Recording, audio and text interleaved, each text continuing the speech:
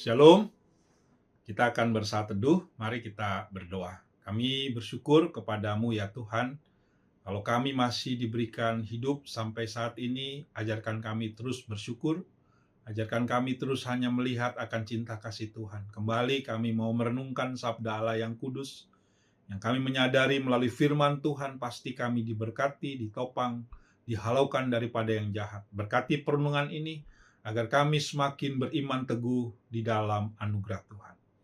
Dalam nama Yesus, firman yang hidup, kami berdoa. Amin. Saat ini firman Tuhan terambil daripada 1 Tawarik pasal yang ke-14, ayat 1 sampai dengan ayat yang kedua. Demikian bunyi firman Tuhan. Hiram, raja negeri Tirus, mengirim utusan kepada Daud dan kayu aras, tukang-tukang batu dan tukang-tukang kayu untuk mendirikan sebuah istana baginya. Lalu tahulah Daud bahwa Tuhan telah meneguhkan dia sebagai raja atas Israel, sebab martabat pemerintahannya terangkat tinggi oleh karena Israel umatnya. Sampai demikian pembacaan firman Tuhan. Berbahagialah kita yang sudah membaca, merenungkan. Lebih bahagia lagi ketika kita melakukan kebenaran firman Tuhan. Shalom, puji Tuhan. Kalau kita sudah ada sampai hari ini, ditolong dan diberkati Tuhan. Jemaat, opa oma, anak-anakku, jemaat Gereja Kristus Ketapang yang ada di mana-mana. Pada saat hari ini, kita diajak untuk memahami bahwa semua yang kita miliki adalah berkat dari Tuhan. Keluarga, kelancaran bisnis, ada teman-teman yang mengasihi kita, pelayanan yang boleh berjalan dengan baik, bahkan mungkin setiap pergumulan Tuhan izinkan kita lalui. Itu juga adalah berkat Tuhan supaya kita makin setia, makin melayani Tuhan, makin bersyukur bahwa memang hidup ini sungguh pemberian daripada Tuhan. Pada perenungan firman Tuhan hari ini, kalau kita belajar dari Raja Daud dan Raja Hiram dari Tirus, di mana kita melihat di mana Raja Hiram dari Tirus mengirim bahan dan tenaga kerja untuk membantu Daud dalam membangun istananya. Batu, kayu aras, Raja Hiram kirim untuk Raja Daud membangun istananya. Ini mau menunjukkan bahwa Tuhan menggunakan orang lain, bahkan mereka yang bukan dari bagian bangsa Israel, umat Tuhan, untuk memberkati dan mendukung umatnya.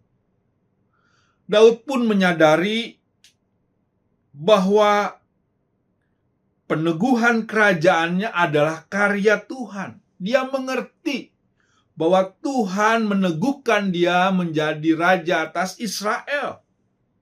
Ini tentunya bukan karena kekuatan Daud sendiri, tetapi karena kehendak Tuhan. Kerajaan Daud makin ditinggikan oleh Tuhan demi kepentingan umat Israel. Ini mau menunjukkan kesuksesan Daud sebagai raja adalah bagian dari rencana Tuhan untuk umatnya, dan bukan semata-mata karena usaha manusia.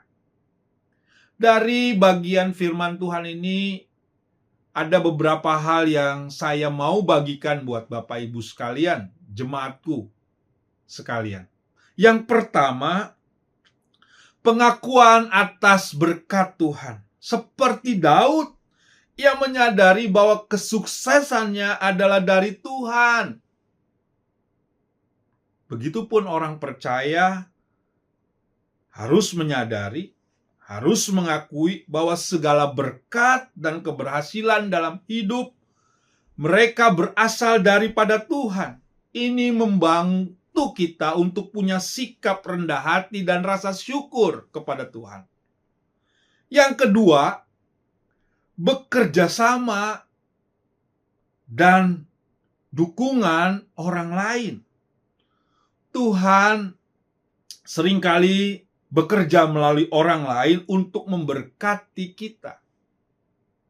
Raja Hiram dipakai Tuhan untuk membantu Daud dan bekerja sama. Orang lain dipakai Tuhan untuk melaksanakan karyanya buat kehidupan kita. Yang ketiga, keberhasilan untuk kemuliaan Tuhan.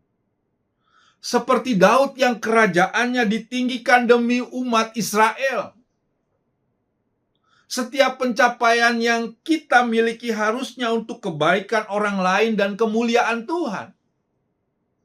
Inilah yang harus kita renungkan ketika Tuhan berkati, ketika Tuhan tolong, itu bukan hanya untuk diri kita sendiri, tetapi untuk kemuliaan Dia.